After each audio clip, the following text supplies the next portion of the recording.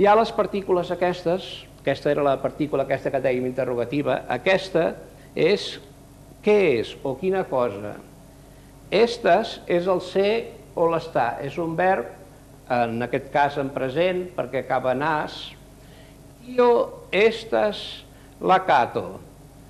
Què és el gat? Quio estes lacato.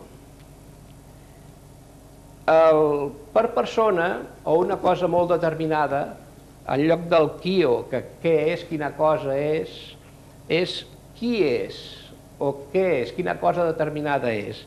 Es fa servir el quiu. Quiu vol dir qui ets. Quiu, vi, és el tu. Estes, qui ets tu? Si m'ho pregunten a mi, jo, estes, Martí. Jo sóc Martí. A la pregunta de qui és.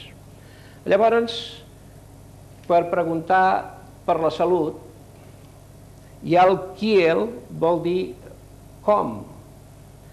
Kiel vi fartes.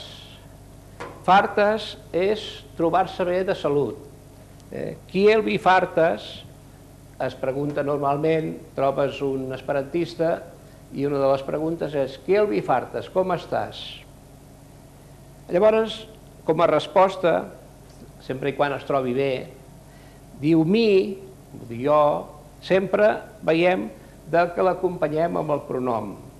Mi, fartes, bone, jo em trobo bé. Havíem vist, com ara allò del bona mateno, bona vespero, acabaven amb va, bona, perquè acompanyaven els substantius. Els adjectius acompanyen sempre els substantius. I els adverbis són els que acompanyen el verb. Diu, mi fartes bone. En esperanto, els adverbis acaben en bé. O sigui, jo em trobo bé. Així com bona és bo, bone és bé, que és un adverbi. Mi, fartes, bone, jo em trobo bé. Llavors, dankon és les gràcies. Jo et dono les gràcies. També danko és gràcies, sense la N, i llavors diu dankon perquè vol dir que et dono les gràcies. Ja se sobreentén. Aquí ara veurem, abans de passar als objectes de la taula, una mica d'anatomia. Haro. Havíem vist aquesta lletra, la H, es pronuncia com una J però lleugera, una J aspirada. Haro, haro, molt lleugera. Haro vol dir cabell. Orelo, això es comprèn, orelo, orella, és l'orella. Capo, també es comprèn força bé, molt semblant a lo nostre, que és el cap. Lip, haro. El llavi és lipo. Haro, havíem vist que era cabell. O sigui, els cabells que hi ha al llavi és el bigoti. En esperanto, quan s'adjunten, moltes vegades s'adjunten paraules, s'adjunten dos substantius o un substantiu amb un adjectiu. En aquest cas, sempre que hi ha dues arrels que s'ajunten, la important és la segona, la que ve a continuació, la de darrere. Llavors, lip, haro, és cabell del llavi, és el bigoti.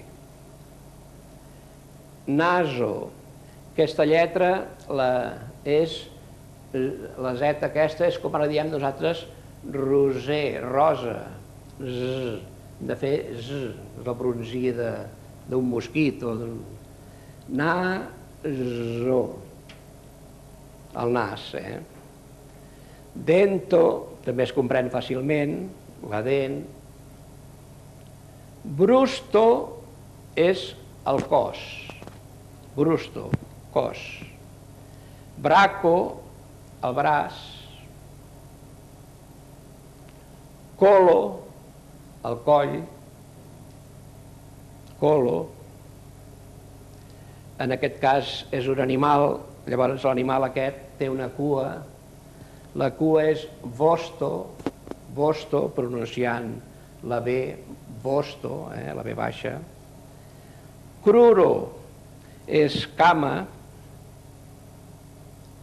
piedo és el peu, buixo és la boca, aquesta lletra havíem dit que era el x, com ara guix o caixa, buixo, la pronunciació de guix o caixa, buixo, que és la S amb el circunflex a dalt.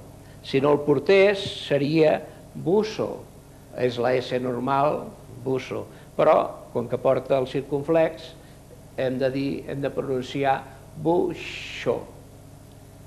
Colo ja hem dit que era el coll, ventro és el ventre, s'entén bé, mano, és igual que en castellà, mano, i fingro són els dits. La ungla és ungo, això no surten aquí.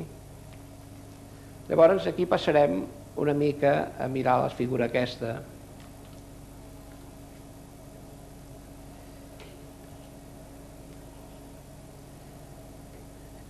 Capo, colo, brusto, ventro, braco, mano, cruro, piedo,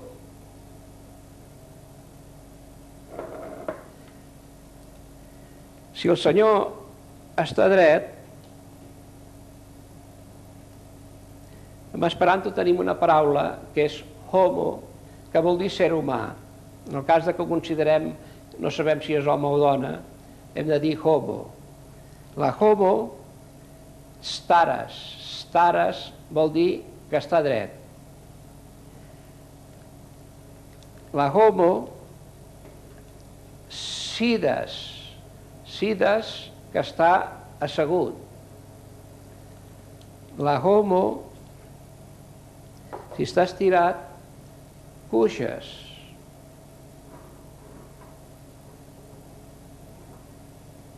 La cadira, seggio, amb la J, amb la G, amb el circunflex. Tablo, la taula. El gat, cato. El llit, lito. El llibre, libro.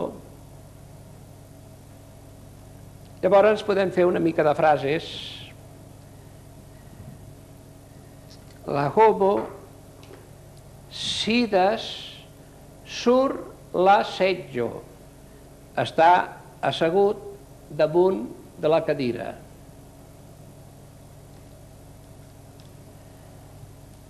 La homo, el llit és una mica petit per ell, la homo